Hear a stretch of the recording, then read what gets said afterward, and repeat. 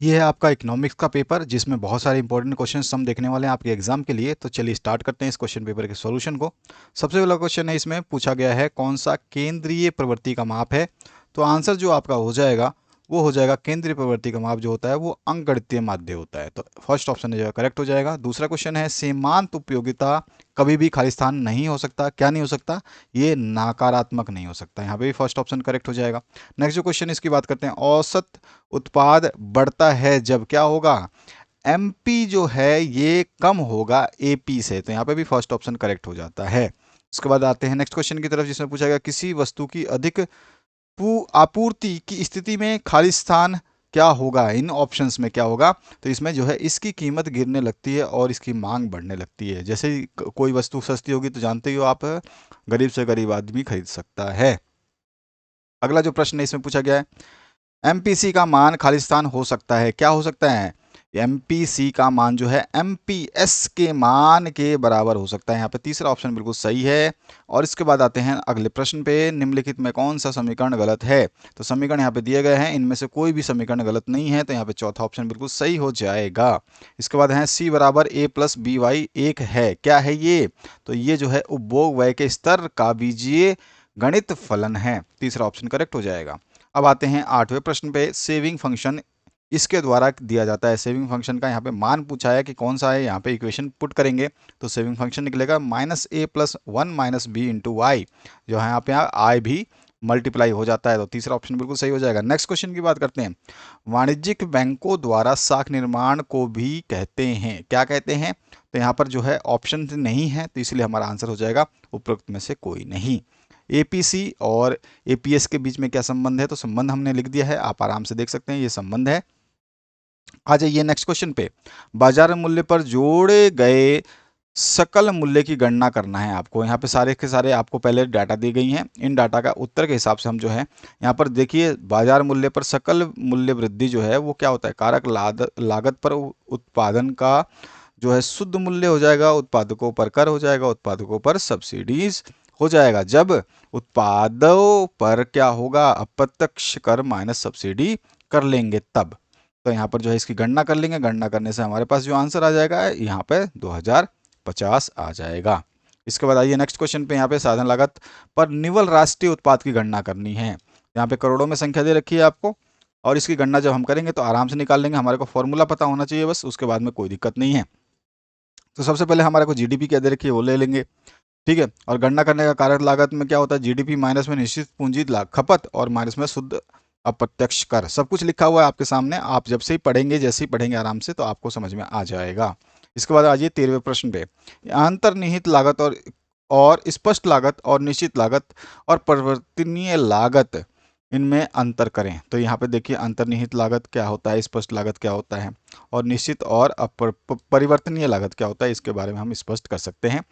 इसके बाद आइए नेक्स्ट क्वेश्चन की तरफ, विनिमय वस्तु की विनिमय प्रणाली के अंतर्गत आने वाली के नीचे दो मुद्दे मुख्य समस्याओं का जो है व्याख्या कर देने। तो मुख्य समस्याएं आवश्यकताओं का दोहरा संयोग हो जाता है, आप जानते ही हैं। डबल कोइंसिडेंस ऑफ गुड्स हो जाता है, और खाते की एक मानक इकाई का अभाव भी होता है। यहाँ पे जो है हम मेजरमेंट का जो सिस्टम लेते हैं वो जो है एक नहीं होता है। तो ये चीज़ हम इसमें बता सकते हैं, ठीक है।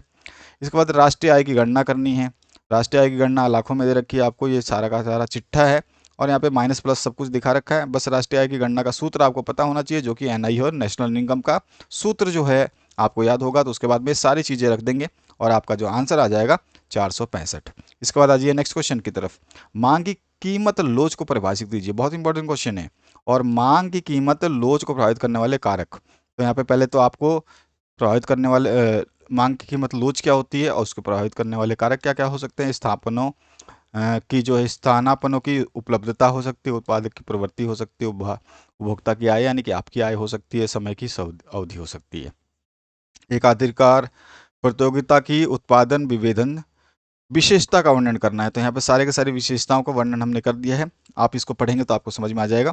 तो इसको पढ़ लीजिएगा, और बहुत ही आसान लैंग्वेज में लिखी गई है, कोई भी ऐसी चीज़ नहीं समझाने वाली हो, बस आपको पढ़ना एक बार। किसी वस्तु की अधिक मांग से क्या तात्पर्य होता है, इसका वस्तु की कीमत पर क्या प्रभाव पड़ेगा, व्याख्या कर देना है इसका। तो यहाँ पे जो व्याख्या करा है हमने, आप इसको देखिए, आपको पूरा का पूरा डिटेल में समझ में आ जाएगा। इसके बाद है एक वस्तु जो है ए, उसकी कीमत 15 प्रति इकाई है, गिरकर जो है 12 प्रति इकाई हो जाती है, इसकी आपूर्ति 400 इकाई से गिर करके 300 इकाई हो जाती है। तो आपूर्ति कीमत की लोच की गणना करनी है। कीमत लोच का सूत्र आपको पता होना चाहिए। उसके बाद जो है शुरुआती कीमत दे रखी है, आपूर्ति की प्रारंभिक मात्रा दे रखी है, उसके हिसाब से जो हम मात्रा को जो पुट कर देंगे, प्रति यूनिट दे रखा है, और उसके बाद में जो हम इसको डायरेक्ट फॉर्मूले में पुट करेंगे, आंसर आ जाएगा हमारे पास में। तो ये आपका आंसर हुआ। आगे बढ़ते हैं नेक्स्ट क्वेश्चन की तरफ। नेक्स्ट जो क्वेश्चन है इसमें पूछा गया है अंतर करना है, तो दोनों में अंतर कर दीजिए। सबसे पहले राजस्व प्राप्तियां, पूंजी प्राप्तियां क्या होती हैं ये बता देना है। प्रत्यक्ष कर और अप्रत्यक्ष कर क्या होता है ये भी आप बता सकते हैं। डेटा की अंकगणितीय माध्य निकालनी है, माध्य की गणना करना आपको आता है, अच्छी तरह से आपने पढ़ रखा है। यहाँ पर छात्रों की संख्या सब कुछ दे रखा है, फिर छात्रों की संख्या 12 14 16 8, तो 12 14 16 8 दे देंगे, इसको टोटल कर लेंगे तो 50 आ जाएगा। यहाँ पर जो है मतलब ये m क्या हो गया आपका मध्य मूल, ठीक है, जो है आप बोल सकते हैं मीन वैल्यू जो है इसमें, और एम निकाल लेंगे इसका तो आंसर आ जाएगा 1400। तो इस तरह से आपका ये कंप्लीट हो जाएगा। माध्य की गणना करने के लिए हमारे पास कुछ भी दिक्कत नहीं हो जाएगी। उसके बाद आते हैं बंद अर्थव्यवस्था और निवेश की अवधारणा की व्याख्या करनी है, तो दोनों का आंसर हमने दे दिए यहाँ पर। आपूर्ति वक्र की बतानी है हमें, तकनीकी विकास, आगतों की उपलब्धता में वृद्धि, ये सारी चीज़ें हमने आपको पहले बता रखी है, तो इसमें ज़्यादा डिटेल में मैं आपको जाऊँगा नहीं। और हासमान सीमांत उपयोगिता नियम की व्याख्या करनी है, बहुत ज़्यादा इंपॉर्टेंट क्वेश्चन है, तो इसको आपको जरूर पढ़ना है और आप इसको याद कर सकते हैं, ठीक है। तो ये सारे टेबल्स को आपको याद रखना है। केंद्रीय बैंक की कोई जो कार्य हैं उनको समझा देना है, तो केंद्रीय बैंक के ये कार्य हैं, आप समझा सकते हैं इनको। इसके बाद सरकारी बजट की आवश्यकता का स्पष्ट कर देना है, तो ये सारे सारे आवश्यकताएं होती हैं, तो इनको आप इसमें डाल सकते हैं, अपनी मर्जी से भी लिख सकते हैं इसमें। अगर आप को ज़्यादा लगता है, कम लगता है, तो आप अपने हिसाब से कर सकते हैं। हम अपने हिसाब से आपको आंसर्स दे रहे हैं। बजटीय नीति उद्देश्य की व्याख्या कर देनी है, तो आप ये सारे के सारे जो है आर्थिक है, मूल्य है, पूर्ण रोजगार की व्यवस्था, सारी चीज़ें इसमें आती हैं, तो ये सारी चीज़ें आप इसमें स्पष्ट कर देंगे। साख सृजन क्या है, बहुत इंपॉर्टेंट क्वेश्चन। इसमें जमा भंडार और आपका ऋण सब कुछ शामिल किया जाता है, ये चीज़ आपको रखना है, और चुकौती भी रहती है। ब्याज तो गणना करना ही पड़ेगा इसमें। अधिक के मांग को परिभाषित कर देना है, बहुत इंपॉर्टेंट क्वेश्चन है। रेखाचित्र भी बता देनी है, रेखाचित्र आप देख सकते हैं, ये वाला जो बुक में दिया गया है इसको आप ले लेंगे, और ये जो है आपको बाकी सारी चीज़ें इस चित्र के माध्यम से सारी चीज़ों को समझानी होगी। तो यहाँ पर डी क्या है और QD1 क्या है, QD2 क्या है, QS1 क्या है, सारी चीज़ें इसमें समझानी है, जो कि हमने यहाँ पे लिखी हुई है, इनको समझा देना है। उत्पादन फलन को परिभाषित कर देना है, इस तरह से सब कुछ दिया गया है। हर चीज़ को आपको पढ़ना है और समझ लेना है। इस तरह से आगे बढ़ते हैं।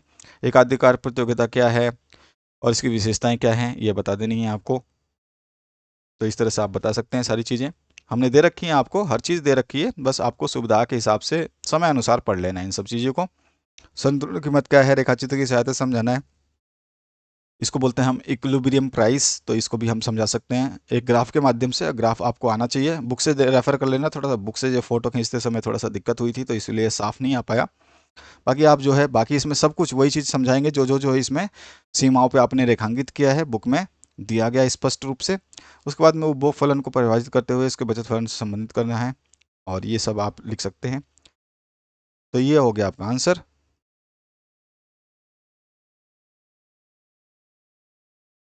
उपभोग फलन और बचत फलन का आरेख बना करके आपको आरेखों की व्याख्या कर देनी है। तो उपभोग फलन यानी कंजम्पशन फंक्शन और सेविंग फंक्शन, दोनों में रिलेशन क्या होता है, दोनों में संबंध क्या होता है, उसको हमें समझाना है। तो दोनों के यहाँ पे फंक्शंस बनाए गए हैं, बुक से लिए गए हैं, आप बुक से देख लीजिएगा इसको, और इसको आप यहाँ पे समझ सकते हैं। सारी चीज़ें यहाँ पे दे रखी है, इंपॉर्टेंट क्वेश्चंस हैं ये सारे के सारे, इस टाइप के क्वेश्चंस आपसे पूछे जाते हैं। द्वित क्षेत्रीय अर्थव्यवस्था में आय चक्र प्रवाह की व्याख्या कर देनी है, तो किस तरह का चक्र प्रवाह होता है ये बता देना, परिवार में, फर्म में, ठीक है। उसके बाद में आपका जो न्यूमेरिकल आता है, ए दे रखा है, MCPC दे रखा है, और उसके बाद में समीकरण में आपको 200 होने पर उपभोग बचत मूल्य को ज्ञात कर देना है। तो ये सारा सिरे मैंने यहाँ पे दे रखा है। कई चीज़ें टाइप करते समय हिंदी में ही टाइप हो गई हैं, तो ये चीज़ आपको थोड़ा सा ध्यान रखना है। तो ये आप सब कुछ कर लोगे इस तरह से। इसके बाद आते हैं अगले क्वेश्चन पे, स्थानापन्न समान और पूरक समान सामान जो है, सामान्य सामान और घटिया सामान के बीच में भेद, तो ये सारे की सारी चीज़ें हमने दे रखी हैं, हर चीज़ आपको समझाई गई है। फटाफट देख लीजिए, समय आपके पास है, इतनी जल्दी जितनी जल्दी याद करेंगे आप। 38 नंबर क्वेश्चन भी आपके सामने है, इसका उत्तर आपको दे दिया गया है। ग्राफ जहाँ जहाँ जरूरत पड़ेगी वहाँ बना दीजिएगा। कैसे उत्पादन करें, कैसे उत्पादन करें, कितना उत्पादन करें और किसके लिए उत्पादन करें, केंद्रीय समस्याओं के बारे में पूछा जा सकता है, इसको थोड़ा ध्यान रखना है आपको। न्यूमेरिकल तो हर तरह का आ सकता है, तो न्यूमेरिकल जो यहाँ पे दिए गए इस टाइप के न्यूमेरिकल ध्यान रखें, बस मेथड याद रखें। अगर आपकी डिजिट चेंज होती है यानी कि जो यहाँ पे 99 है उसकी जगह 98 हो या 90 हो, 50 हो, 60 हो, वो सब कोई भी मायने नहीं रखता अगर आपको मूल्य का फॉर्मूला याद है तो इस तरह से आपको इसको करना है। फटाफट इस क्वेश्चन को कंप्लीट करते हैं। यहाँ पर भी आपका न्यूमेरिकल आता है, बारंबारता जो दे रखी है उसमें लाभों के मूल्यों के जो है इसको खोज लेना है। तो खोजने के लिए हमने जो है यहाँ पे उत्तर दे रखा है। कैसे उत्तर होगा, आपका x का मान, y का मान दे रखा है, z का मान है ये दे दिया, चरण कर देंगे, उसके बाद में निकाल लेंगे इसको टेबुलर फॉर्म में। टेबुलर फॉर्म में निकाल करके हम निकाल देंगे। इसके बाद आते हैं सूचनांकों की संख्याओं में से किन्हीं दो के उपयोगों का उल्लेख करना है। तो यहाँ पे ट्रैकिंग मुद्रास्फीति और जो आपका आर्थिक विकास को मापना, तुलनात्मक विश्लेषण, ये सारी चीज़ें इसमें आ जाती हैं। तो ये सारी चीज़ें आप कर लेंगे। सरकारी बजट के बारे में आपको बताना है, उसके उद्देश्य की व्याख्या कर देनी है। तो यहाँ पर सारी की सारी चीज़ें दे रखी हैं। सामान्य निवासी की अवधारणा की व्याख्या कर देनी है। तो इस तरह से सारे के सारे आंसर्स आपके सामने उपस्थित हो रहे हैं, बस इनको पढ़िए, आराम से समझिए। माइक्रो इकोनॉमिक्स और मैक्रो इकोनॉमिक्स में जो है व्यष्टि और समष्टि अर्थशास्त्र में जो है आपसे अर्थ भी पूछा जाता है, अंतर भी पूछा जाता है, ये ध्यान रखना है। तो दोनों में से एक क्वेश्चन तो आएगा ही आएगा। सीमांत बचत प्रवृत्ति की अवधारणा बिल्कुल आती है, इसको भी आपको ध्यान रखना है। ये सारे क्वेश्चंस आएंगे आपके एग्जाम में, ये ध्यान रखना है। राजकीय घाटे को परिभाषित करना, ये भी आएगा आपका क्वेश्चन। ये सारे क्वेश्चंस जो आप देख रहे हैं, सारे क्वेश्चंस आपको देखने को मिलेंगे आपके एग्जाम पेपर में, इसलिए इनको पढ़ें और अच्छे तरीके से समझें। इनमें सभी में आपको जो है क्या करना है, 5 में संबंध लिखना है। सभी के संबंध मैं नीचे दिखा रहा हूँ, आप देख लीजिए और उसके बाद में इनको याद कर लीजिएगा। सूत्र हैं ये सारे छोटे छोटे, और ये अगला क्वेश्चन भी है, इसको भी आप कर लेंगे। पंखा चला जाए सो।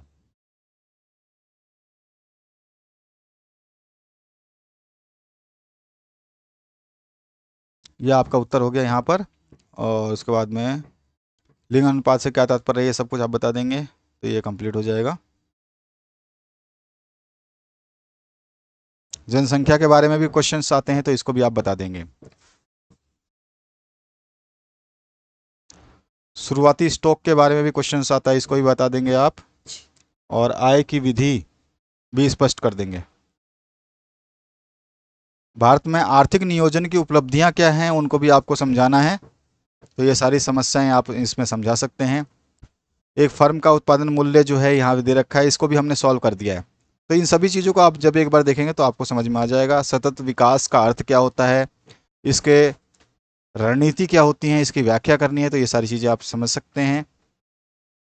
मुद्रा आपूर्ति को विनियमित करने की आवश्यकता की व्याख्या करनी है, जरूरत क्या है इसकी भी हम व्याख्या करेंगे। तो यहाँ पर ये सारी चीज़ें दे रखी हैं। इसके अलावा जो है 1991 की नई आर्थिक नीति जो है उसके उद्देश्य क्या थे, निजीकरण और वैश्वीकरण शब्दों की व्याख्या कर देनी है। तो ये सब चीज़ें पूछी जाती हैं। तो सारे इंपॉर्टेंट क्वेश्चंस आपको दिए जा रहे हैं, इनको आप ढंग से पढ़ें। तो इस तरह का एक क्वेश्चन पेपर था जिसमें आपके सारे इंपॉर्टेंट क्वेश्चंस थे, इनको आप ज़रूर एक बार ढंग से पढ़ें। और कोई भी समस्या है तो आपके सामने प्लेलिस्ट आ रही है, उसको चेक करें, उसमें सारे के सारे सॉल्यूशंस मिल जाएंगे।